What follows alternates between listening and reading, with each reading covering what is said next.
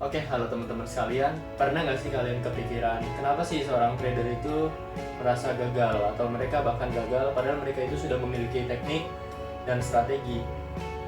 Dan dalam banyak kasus, mereka ini bukan salah di teknik atau strateginya ini, melainkan pada faktor psikologis mereka. Dan dalam psikologi industri dan organisasi ini, mereka akan dijelaskan kenapa sih mereka itu masih merasa gagal gitu.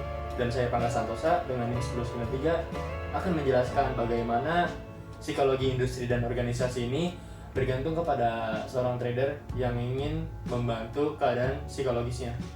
Let's check it out. Saya bukan berasal dari latar belakang yang mudah. Dan saya melihat bagaimana kerja keras tidak selalu berbanding lurus dengan hasil. Dari situ saya mulai bertanya, apa sebenarnya yang membuat seseorang bisa bertahan dan berkembang dalam dunia kerja? Dan di dalam psikologi industri dan organisasi, hal ini berkaitan dengan motivasi kerja. Berbeda dengan pekerja harian yang formal yang memiliki target dan struktur yang jelas, di dalam trading, kita tidak memiliki target harian yang pasti. Dan dorongan untuk bekerja sepenuhnya berasal dari sendiri. Dalam psikologi industri dan organisasi, hal ini berkaitan langsung dengan motivasi kerja. Berbeda dengan pekerja harian yang formal yang memiliki target dan struktur yang jelas, di dalam trading tidak ada target harian yang pasti. Dan dorongan untuk bekerja sepenuhnya berasal dari diri sendiri. Dan inilah yang disebut sebagai motivasi intrinsik. Tapi kan motivasi yang tinggi juga bisa membawa tekanan. Ya emang, resiko dan ketidakpastian dalam pekerjaan dapat menimbulkan stres kerja yang memengaruhi cara berpikir dalam pengambilan keputusan. Dan di dalam psikologi industri dan organisasi ini dijelaskan bahwa stres yang tidak dikelola dengan baik dapat menurunkan kinerja. Selain motivasi dan stres, sikap kerja juga menjadi salah satu faktor yang paling penting dalam menjaga konsistensi.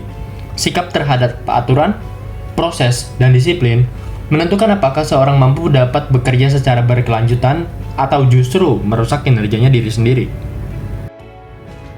Psikologi industri dan organisasi juga membahas perilaku produktif dan kontraproduktif. Perilaku produktif itu sendiri membantu individu mencapai tujuan kerja secara efektif, dan sedangkan perilaku kontraproduktif muncul ketika emosi menguasai proses kerja dan justru merugikan diri sendiri. Jadilah. Ternyata ditinggal, malah kena SL. Astaga, ngapain coba? Padahal setup udah bener. Terus kayak ini harusnya udah sesuai struktur, tapi malah kok malah nggak sesuai struktur dan malah naik sih? Psikologi industri dan organisasi juga membahas perilaku produktif dan kontraproduktif. Perilaku produktif itu sendiri membantu individu mencapai tujuan kerja secara efektif, dan sedangkan perilaku kontraproduktif muncul ketika emosi menguasai proses kerja dan justru merugikan diri sendiri.